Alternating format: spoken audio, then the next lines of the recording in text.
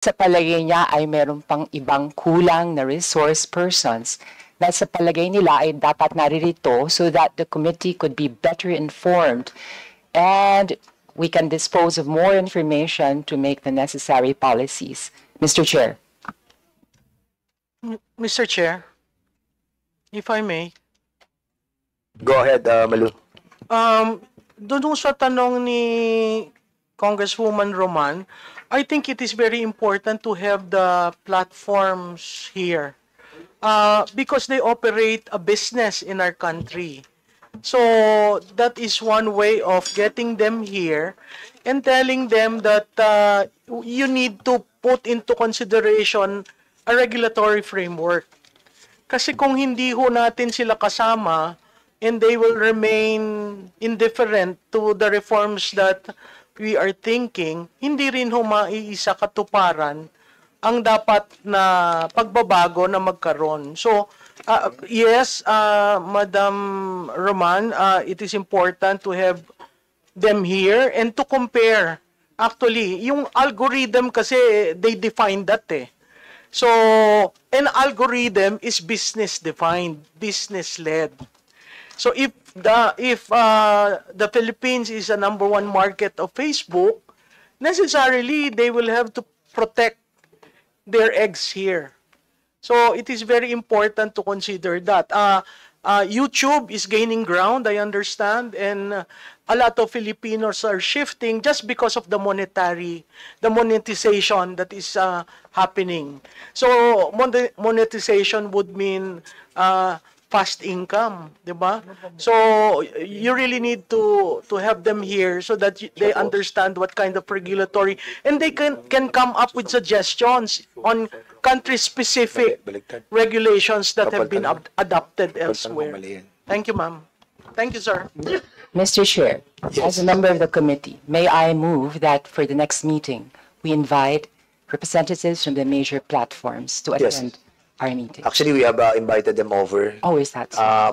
We haven't read yet their excuse letters. We have actually na natin sa administrative matter kanina, hindi natin na-discuss. But if you want, I think we'll be inviting them again in the next hearing. Pero ang excuse po dito ng TikTok, because during the briefing, they were present. But today, today's hearing, hindi po sila available. So there are some reasons that were mentioned in here. Probably siguro sa next hearing natin, makaka-attend na po itong TikTok. But ang Meta, ang sinasabi ng Meta naman, according sa kanilang letter addressed to this chair, yung Facebook Philippines, which we have invited to be present on today's hearing, does not own and operate and control the content of the Facebook. So yung kanilang representative dito na Facebook Philippines, wala po silang right, so wala silang reason to be present because they don't have knowledge on this. But of course, hindi natin alam kung reason lang yon or whatever. But iba kasi ang Meta, iba yung Facebook Philippines. Ang Meta, siya yung pong nag-ooperate, which is based in Meta Platforms Incorporated sa Menlo Park, California. So, I think we will be addressing our invitation not to Meta, but sa Facebook Philippines. But ang problem natin, hindi sila may-ari nun, ang Facebook Philippines, hindi sila may-ari, hindi sila nag-ooperate, wala silang control, hindi rin sila ang host ng Facebook service. Yun ang predicament ng committee na to. Mr. Chair, Yes, just to buttress the motion of the Honorable Roman, I think interesado rin po kaming fact-checkers kung ano po ang magiging content moderation framework ng Meta. Kasi po dahil sa Amerika po, tatanggalin na po yung third-party fact-checkers at magkakaroon po sila ng community notes kagaya ng sa X. Yung sa community notes po kasi ay user-generated po yung magiging fact-checker ng mga content sa FB. Ang problema po sa mga community notes ay wala po silang code of ethics, anonymous yung iba sa kanila, no? So maganda pong ipaliwanag sa Meta ano ang content moderation strategy nila kasi nung umupo ang bagong presidente ng Amerika, nagbagong policy nila. So una, tinanggal nila yung mga third-party fact-checkers. Pangalawa, actually, ibabalik na po nila yung political content. Hindi na ho nila i-demote ang political content. At saka yung kanilang strategy nung nauna na na-criticize sila na yung mga conservative voices o kaya yung may mga religious messages ay yung iba sa kanila ay dinadown ng Facebook. No, may mga kaparian na nagpo-post ng mga Bible verses dinadown ng Facebook. Tatanggalin na po nila yung mga ganong practices sa kanilang content moderation. So at tama po, I agree with Ma'am Tikia na negosyo sila dito, nagko-kolekta sila ng ads. In fact, they will collect money from political campaign ads, no? Hindi po ba dapat meron silang opisina dito? Yeah, exactly. Actually, sa negosyo nila. I encountered that kind of problem because when we have started discussing yung regulation ng Facebook on the on children, last Congress nahirapan din kami dyan sa Facebook Philippines pinuntahan namin yung opisina sa BGC. It turned out yung opisina nila lagi sarado.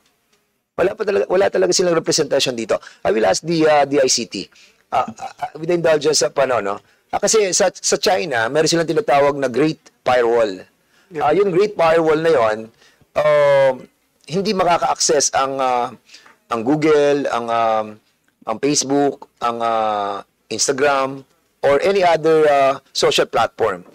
Ang China, ang ginagamit nila, social platform nila. Ang tanong ko, using that Great Firewall para maproteksyonan yung usage ng kanilang owned platforms, how much will it cost?